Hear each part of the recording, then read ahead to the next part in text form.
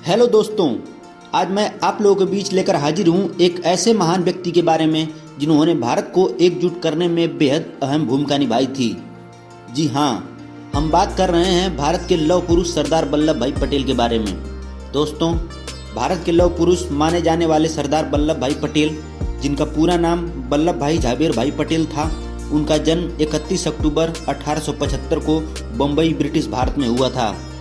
दोस्तों, सरदार वल्लभ भाई पटेल महात्मा गांधी से बहुत ज़्यादा प्रभावित थे, इसलिए उन्होंने वकालत की पढ़ाई की और स्वतंत्रता आंदोलन में कूद पड़े और स्वतंत्रता आंदोलन में भारत का सफल नेतृत्व किया और आज़ाद भारत के पहले गृह मंत्री और प्रधानमंत्री के रूप में सेवाएं दी और देश की सभी रियासतों को एक कर एकता का संदेश दिया।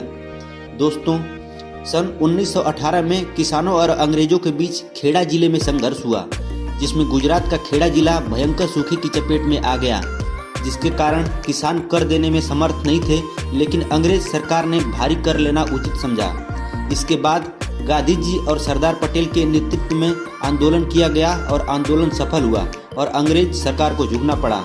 दोस्तों, भारतीय स्वतंत्रता आंदोलन में बारडोली गुजरात का एक प्रमुख किसान आंदोलन केंद्र था, जिसकी अध्यक्षता सरदार वल्लभ भाई पटेल कर रहे थे। सन 1928 में प्रांतीय सरकार ने कृषि पर लगान में 30% तक वृद्धि कर दी, जिसके खिलाफ सरदार पटेल ने आंदोलन चलाया और सफल हुए। दोस्तों, सरदार वल्लभ भाई पटेल का शुरुआत से ही नाम में सरदार नहीं था, लेकिन बारडोली सत्याग्रह के सफल होने के बाद वहाँ की महिलाओं ने उनको सरदार की उपाधि दी। दोस्तों, आज़ादी के समय भारत में लगभग 562 देशी रियासतें थीं, जिनका क्षेत्रफल लगभग 40% के आसपास था।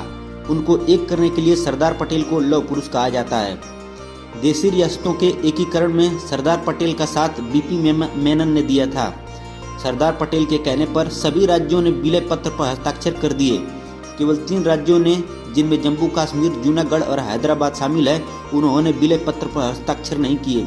लेकिन बाद में राजा हरि सिंह ने पाकिस्तान के आक्रमण से विलय पत्र पर हस्ताक्षर किए और बाकी दोनों राज्यों में वोटिंग कराई गई। लक्षद्वीप के भारत में एकीकरण में सरदार पटेल की मुख्य भूमिका रही। उनको पता था कि पाकिस्तान लक्षद्वीप पर कब्जा कर सकता है, इसलिए उन्होंने भारतीय सेना के जहाज वहां भेजे और भारतीय झंडा वहां सबसे पहले फहराया। थोड़ी देर बाद वहां पाकिस्तान की सेना मंडराते नजर आई, लेकिन भारत का झंडा देख वहां से लौट गई। दोस्तों, गुजरात के अहमदाबाद हवाई अड्डे का नाम सरदार वल्लभ भाई पटेल हवाई अड्डा रखा गया है। यह अंतर्राष्ट्रीय महत्व का हवाई अड्डा है। सरदार वल्लभ भाई पटेल को सम्मान देने के लिए भारत सरकार ने गुजरात के वल्लभ विधान नगर में सरदार पटेल विश्वविद्यालय भी बनवाया है। सरदार वल्लभ भाई पटेल को मरणोपरांत 1992 में भारत रत्न से नवाजा गया। यह भारत का सर्वोच्च पुरस्कार है। भारत के नागरिकों के लिए सरदार पटेल एक मिसाल हैं। इनकी इसी मिसाल को कायम रखने के लिए गुजरात के गिर में स्टैचू ऑफ यूनिटी का निर्माण किया गया है। स्टैचू ऑफ यूनिटी की लंबाई 240 मीटर है, जो स्टैचू ऑफ लिबर्टी से लगभग 2 गुना है। दोस्तों, 15 दिसंबर 1950 को 75 वर्ष की उम्र में उनका निधन हो गया। धन्यवाद। अगर ये वीडियो आपको पसंद आया हो तो मेरे चैनल को सब्सक्राइब करें, लाइक करें और शेयर जरूर करें।